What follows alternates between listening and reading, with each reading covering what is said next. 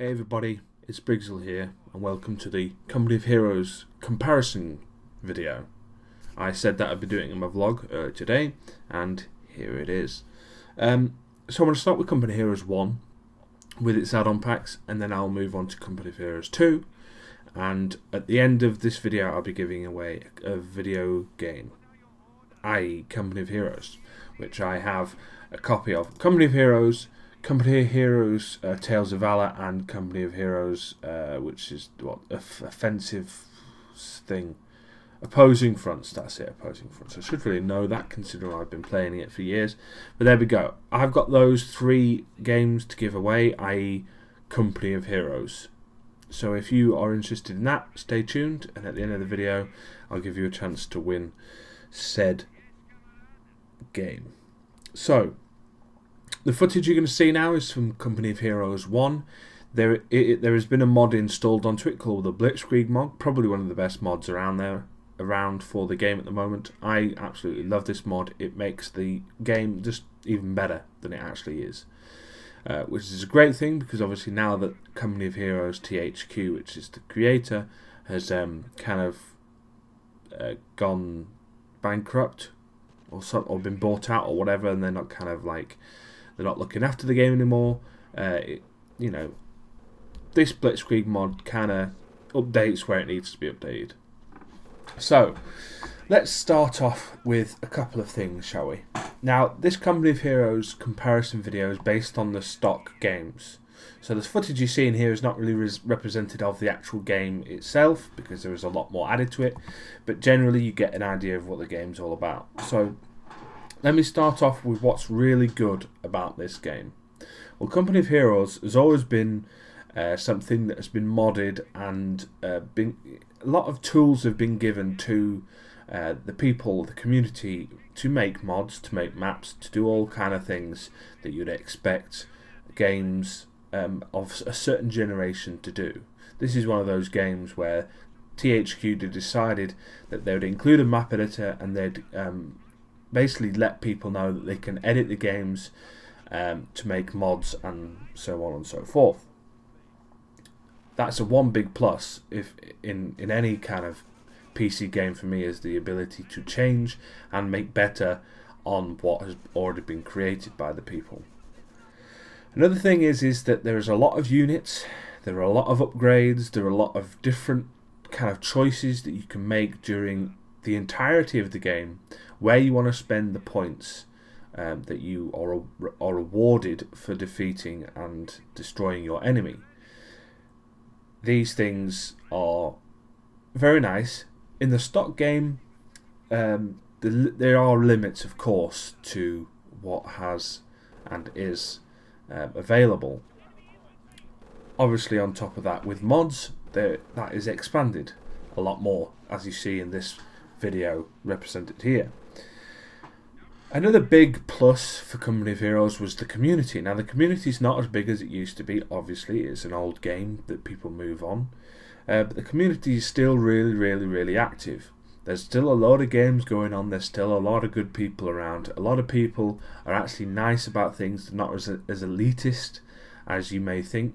Games like LOL and stuff like that, where the people on your team are just dicks, basically.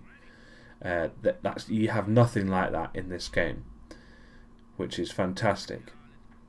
Obviously, you will find the dickhead in the bunch. You always do. There always are people like that. They can't be avoided. But I think they're they're not really represented in this game very much at all, especially when you play the multiplayer side of things. Another really big plus for me is the setting. You know, it's World War II. It's West versus East, as it were, or the Allies versus the Axis. It's very much based on the US, the British, trying to defeat the Germans and the variety of different Germans that are available. Always a good sign. Always a good sign. It's very original. It was very original at the time for an RTS game to do that, especially in the way that it did it. On top of that, we have the add-on packs the ones that I mentioned earlier, Opposing Fronts and Tales of Valor. These add-on packs added a lot of things to the game which weren't there in the first place, which made the game a lot more playable.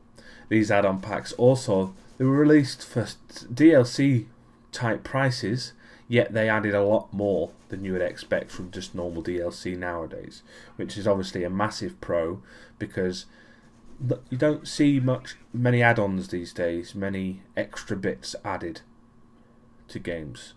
You only see the DLCs, the stuff that they have already planned to put into place. Some of the stuff that obviously is not so great about Company of Heroes, the graphics are obviously starting to get outdated now. They're starting to kind of drift away into the obscurity that is history when it comes to graphical fidelity and all that sort of stuff. I nearly said infidelity, then that doesn't make any sense. On top of that, the engine itself that you are playing in the game is obviously outdated, but it's also in certain areas kind of broken and kind of never really been fixed to a certain extent that made it the issues that were there have obviously not been got at, because it's just the engine itself. Sometimes you just can't get around it. There is also high levels, say 6 players or 8 players. There's a lot of lag, and it's very difficult. Even on a brilliant up-to-date machine like I have right now, the game still lags, especially at 8-player maps. They lag incredible amounts. So obviously that is something they still haven't fixed since the beginning. Right, I think that's really what I've got for Company of Heroes. Obviously there's going to be loads more stuff that people like about the games, maybe the style of the game, or maybe just the way that the game handles and the game plays. I wanted to just put the main points that I could tell you about straight away, rather than having to blabber on about other stuff. So what we'll do now is we'll move on to Company of Heroes 2. So here we have Company of Heroes 2. Company of Heroes 2 is obviously the successor to Company of Heroes 1. It was released mid last year. I can't remember the exact date, but it was last year. So it's been around for probably around 6 months now. So it's had a lot of kind of resting and sitting in and kind of bedding down, as it were. And I'm going to go through some of the pros and cons of what I think about Company of Heroes 2. So we'll start, as we did with Company of Heroes 1, with the pros. But before that, I'm just going to say the enemy that I'm playing with right now is on easy. So I'm not really very good at this game. So just please don't hate me from for the fact that I'm playing against easy. Anyway, so the pros of Company of Heroes 2. The big thing that changed from Company of Heroes 1 to Company of Heroes 2 for me was the resource system, and I think it's an improvement. The resource system seems to have changed a bit, the way that you capture the points, the way that they give you the points, and they give you the ammunition, they give you the fuel, and they give you the actual manpower, as it were. I think this is an improvement on the original game. I also think that the capture as well is also an improvement. Obviously, the graphics have improved. They have had to have done. The engine's obviously been fully updated. The graphics are probably nicer in general. Obviously, they're up to date in terms of high definition and all that kind of stuff. I don't really know terrible amounts of details when it comes to graphics and all that sort of stuff. But I will say that this obviously looks a lot nicer, a lot sheener, a lot kind of fundamentally looks better. Especially if you zoom in and out, you'll notice things look even better as well. Even though this game is at the moment is only running on medium settings. So something that I think has also improved is the AI. The AI obviously have been improved through experiences from Company of Heroes. They have had to. Obviously the change in gameplay as well that you will see from the resource system and various other bits and pieces. Obviously AI had to be improved, and they were improved. Winter. Now winter you won't see on this video at all, but on winter in general is something that you don't see or has not been seen in Company of Heroes 1. Winter for the Company of Heroes 2 adds a completely new dimension to the game, which improves the game from the basic level. It makes things change. They kind of lulls in the battle, makes things a little bit easier for the player to kind of recoup and all that sort of stuff. It also means moving around becomes a little bit more difficult. Obviously, the visual style changes a lot, and generally things kind of work easier when it's snowing, because you're able to look at your kind of backlog of what you want to kind of push into the front lines, and you can then pull in the stuff later. You can kind of amass some more of the resources that you need, and then kind of push into the areas that you think is going to be good. The last thing I also for the pros of Company of Heroes 2 are the reinforcements. Now, the reinforcements don't come straight from the buildings like they do in Company of Heroes 1. They come from the outer side. It's more of a realistic sort of thing, because buildings don't just spawn men. You have to bring the men into the buildings before the buildings let the men go. So what happens is when you recruit somebody, you bring in someone from the outside, and they move and they go onto the battlefield from where you want them to be. With this comes the differences in the buildings for both sides. I'm only showing you the Germans here because I think it's a lot more simple. The buildings themselves obviously are very limited. You only have literally 4 buildings that you can choose from, which will give you an idea of what comes out. This is kind of a pro, but it's also a con as well at the same time, in the sense that with these buildings you can only get a limited number of units out, and those units are very much they lack upgrades as far as I'm concerned. I'll get onto that in the cons in a minute. So that's it for the pros. There are some good pros there that kind of improve the game and make the game better compared to Company of Heroes. But we're going to move on to the cons now, the stuff that makes this game annoying to play, and in generally they are not improvements based on Company of Heroes 1.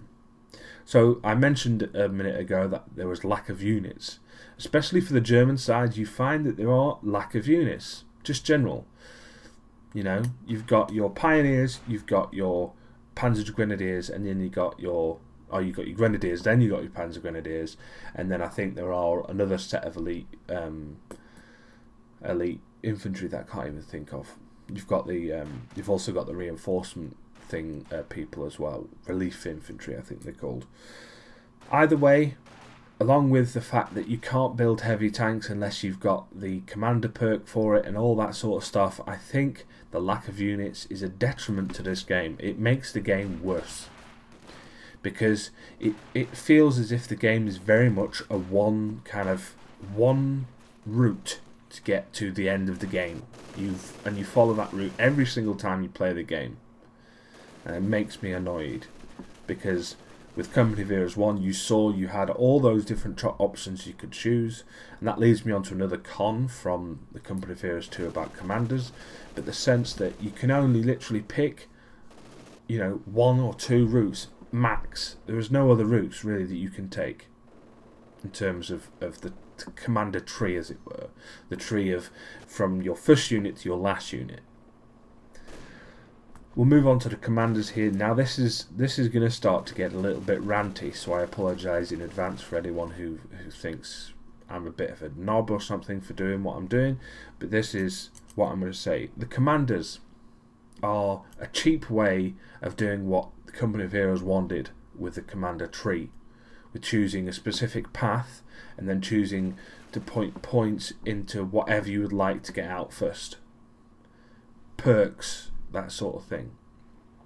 What annoys me about the commanders is that all you need to do is play the game. There's no choice. You just press one button and that's it. It unlocks a couple of things that you can add. Be it a tiger tank or an elephant, or an AT weapon, an anti-tank self-propelled gun weapon, or an artillery piece, or some G41s for your infantry, which technically they should have already, or they should have other upgrades as well, i.e. this falls back into the lack of units. I'm focusing on the Germans because it's the Germans that I've played the most in this game. That's just the way it's going to be. The Russians may be completely different. They may have billions of upgrades that I'm completely unaware of and I may be talking out my arse. But as far as I'm concerned, there's still a lack of units and there's still a lack of upgrades. Something that has been completely, at the moment, completely noticeable is the lack of modding. Now, I understand that they've recently added the workshop, which allows you to create new maps. Fair enough. That's great. That's fantastic that they've done that. What I haven't noticed is any mods whatsoever for Company of Heroes 2. No mods. Which is a sign that this game has been pushed towards casual players, pushed towards people that are just okay with dealing with something that they're given. Which annoys me intensely, and I move on to some of the other aspects of being given something, and then dealing with it in a minute. This is a very disappointing side of things because PC games, I always think, PC gamers should be given options. They should be given those little things that the console gamers shouldn't have. I mean, because what's the point of having a computer if the console version is going to be exactly the same? I'm not using Company of Heroes 2 as a comparison here to consoles, because obviously Company of Heroes 2 doesn't come out on a console, but you understand what I'm saying. When Company of Heroes 1 came out, they released all the tools for it as well. That's just the way it was. Company of Heroes 2 hasn't done that whatsoever, and a lot of games that come out on PC these days don't do it at all. Where it used to be quite a massive thing, which is disappointing. That's just about PC gaming in general. What I found as well is for Company of Heroes 2 is that the community itself in a whole is fantastic, just like Company of Heroes. My problem is that you come across players that are just complete douches, and I've found more and more of them the more I play this game.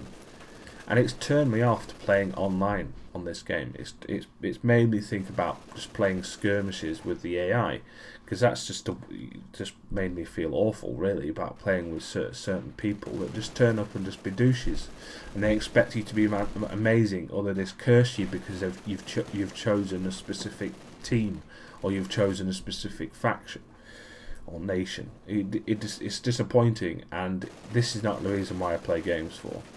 So. There's only a couple more points to this cons and then I'll wrap it all up. DLC. DLC for me is terrible. The DLC, what they've literally done is they've done scenarios. This scenario feature in Company of Heroes 2 allows you to play certain realistic kind of missions that took place in history that have been reenacted. These are the kind of like single player missions that you would have seen in Company of Heroes 1. These scenarios are pretty cheap. In fact, they're really cheap. They're kind of these kind of defend against a push here and defend against push there, or attack this position, or play against the AI. You know, some of the scenario missions are, hey, why don't you play against the AI? Well, I could have done that anyway. I didn't need you to tell me to do this, and I didn't need you to tell me, the different things and points and time and all this sort of stuff and achievements and all this load of bullshit. So DLC. With this DLC comes the Commanders DLC as well, which gives you these commanders. Now these commanders, if you don't know what the commander is all about, I'll explain. The commander is literally, you press a button and it gives you a list of things that are now added to your nation or your system that allow you to then build. So for instance, you can select one commander which will give you a tiger tank when you've got enough resources to purchase it. One commander will give you the ability to put arty down. Another commander will give you the ability to give rifles to your grenadiers or to your infantry. These commanders can also be bought as DLC, and these commanders often seem a lot more or better than the commanders that you start with. So in a way, there's a small, and I mean a small, chance that this game has become a little bit pay to win, in the sense that you buy a commander that's better than all the other commanders, and if that other person that you're going to be playing against doesn't have the corresponding commander to counter your commander, then you might as well just give up, you know.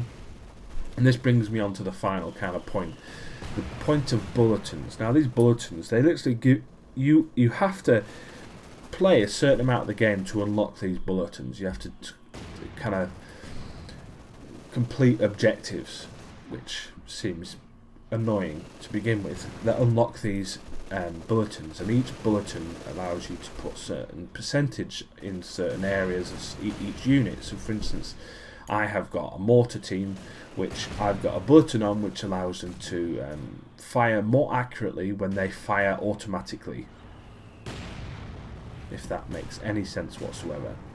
So when they fire automatically, their fire is more accurate than they used to be before I put the bulletin on. And on top of that, there's also skins for your vehicles that you can buy, and all this other stuff. All this stuff that if you were making this game 5-10 years ago, that stuff would be in the game anyway. They'd give you that stuff for free. But hence why the games industry has started to kind of become a bit money grabbing. They expect you to buy this sort of stuff, and I refuse to buy skins for tanks.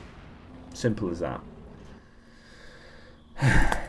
So at the end of the day, that was Company of Heroes 2 that I've just explained the good things and the bad things about. Now, do I recommend you buy Company of Heroes 2? No, I don't.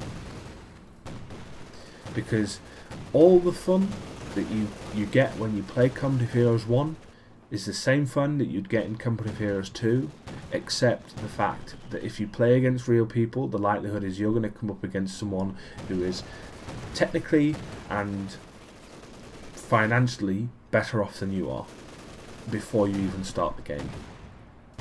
Therefore, your ability to overcome this becomes even harder, and therefore you lose kind of interest. You lose that fun feeling towards the game that you want. Whereas Company of Heroes 1, you can go into the game, you're on equal footing, you can choose whatever you want to choose, you can even put mods, you can put all kinds of stuff on the game, and you can play to your heart's content. You don't have to pay for anything more. You pay for the game, and you get the game, and Bob's your uncle.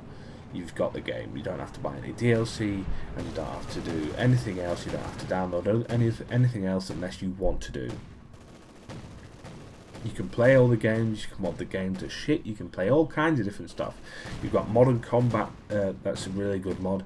There is a Blitzkrieg mod, which I mentioned earlier, that I can't recommend enough. It's just fantastic. There's also, I think there's a Russian mod, which adds the Russians. I can't remember what the hell that's called. You can make Company of Heroes 1 just as good as Company of Heroes 2, except obviously you don't have that graphical update. That's the only difference really, is the difference in graphics. What I would say, how would, in my opinion, Company of Heroes 2 be improved? How could it be improved to be at the same level as Company of Heroes 1?